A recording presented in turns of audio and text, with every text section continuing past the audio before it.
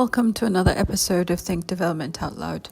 Today we have Dr. Rashmi Varma, who is a reader in English and Comparative Literary Studies at the University of Warwick. Her areas of research interest include the postcolonial city, postcolonial Indian and African theory, literature and culture, feminism in a global context, representations of indigeneity in postcolonial India, and the theory of world literature. She's the author of The Postcolonial City and Its Subjects, and also co-editor of Marxism and Postcolonial Theory, Critical Engagement with Benita Parry. Rashmi has also co-edited a special issue of the journal Critical Sociology on Marxism and Postcolonial Theory, What is Left of the Debate. She's a founding editorial collective member of the journal Feminist Dissent and has published numerous essays on postcolonial and feminist theory, activism and literature in various edited volumes and journals.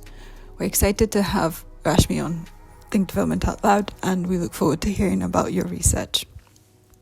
Okay, so thank you for inviting me to talk about my work in relation to international development. And in terms of my current work, there are two projects I want to briefly tell you about. The first is that I've just completed a monograph called Modern Tribal, Representing Indigeneity in Postcolonial India, which looks at indigeneity and questions the way in which, the idea of the indigenous and indigenous people are seen as the antithesis of the modern. In other words, it is assumed that the tribal or the indigenous is the opposite of what is modern and what is developing and what, signifies progress.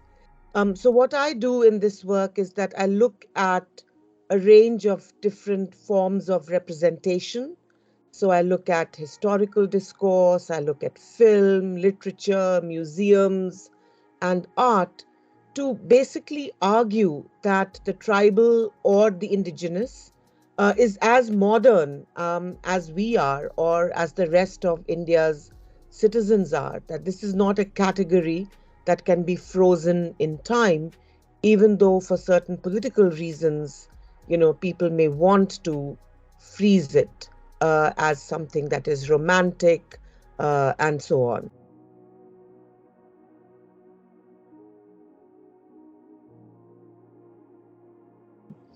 And the other project that I'm working on is a collection of essays on global cities that I'm editing. And this collection is called Ends of the Global City. And so in this work, the essays that, I've collected look at the ways in which, there was a big euphoria around global cities in the 1990s and early 2000s. But there has been a kind of exhaustion of that idea, most recently because of COVID and the ways in which it impacted cities. But even before that, the 2008 financial crisis, before that 9/11. And so, I'm arguing in the introduction I've written for this collection that we actually need to rethink the idea of the global city and to come up with new ways of analyzing it, interpreting it, and theorizing it.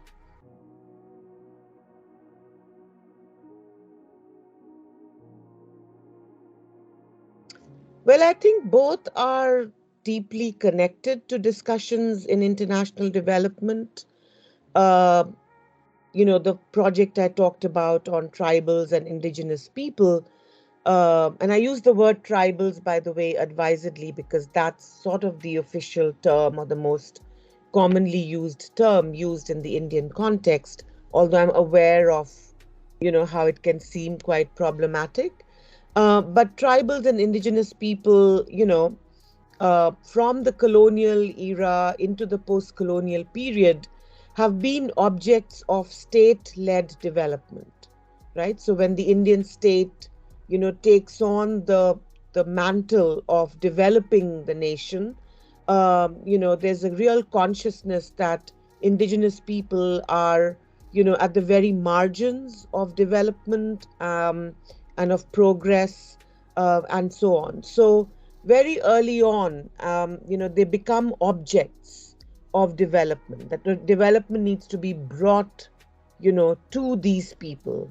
And of course, as we have seen in recent years, there have been many critiques of that model of top-down development, right, where states or international agencies decide, who needs development. So I think in that sense, my work really, would speak to discussions on international development. And of course, in recent years, tribals and indigenous people have been subjected and are being subjected to increasingly, brutal, violent regimes of resource extraction, in the name of development, but mostly, for capitalism, for capitalist accumulation. So I think anyone working on indigenous people, that work, in fact, speaks to questions of development in a very direct way. But also the project on cities that I mentioned, again, that's something I worked on before as well. I wrote a book on the post-colonial city. But city, the ends of the global city, that I'm talking about along with my co-authors in the book by that name, I think again is tied to questions of development, questions of, how do we rebuild cities now? Now that the pandemic seems to be over. The ways in which the pandemic revealed the very sort of precarious and vulnerable nature of questions of health, infrastructures of health, of disease and of transmission, questions of well-being, questions of security, questions of, diversity and inequality in cities. I think those are all really important questions that international development, needs to really take on board, and that people interested in international development should take on board.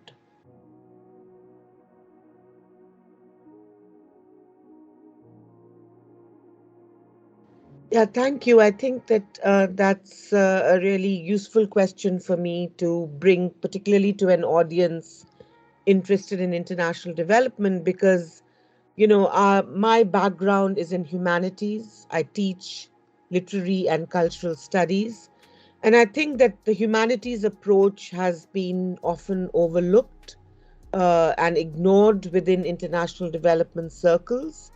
But I think it's going to be really important in the years to come. It's going to be really salient.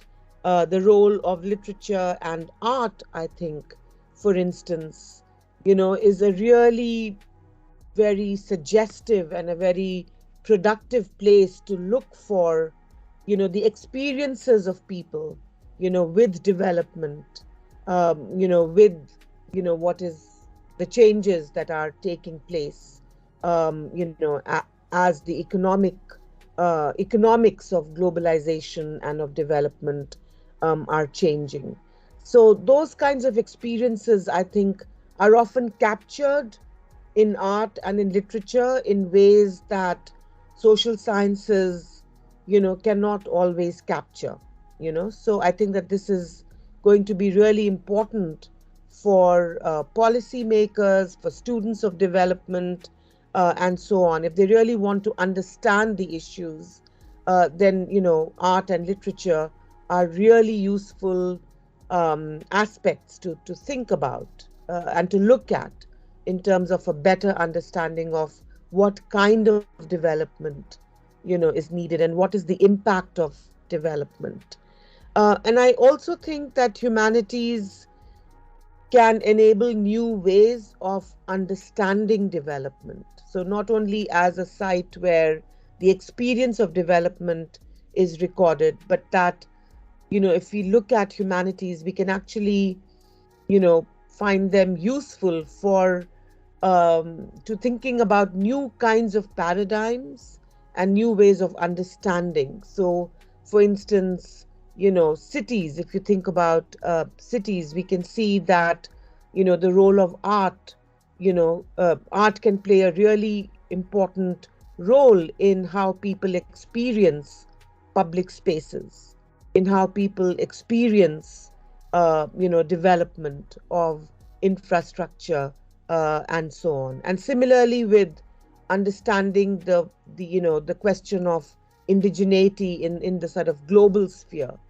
um, I think again art and literature can really play an important role in understanding, you know, the way in which we can, make development much more holistic, rather than a top-down approach, which, is then, can be seen as, is deeply problematic for all kinds of reasons.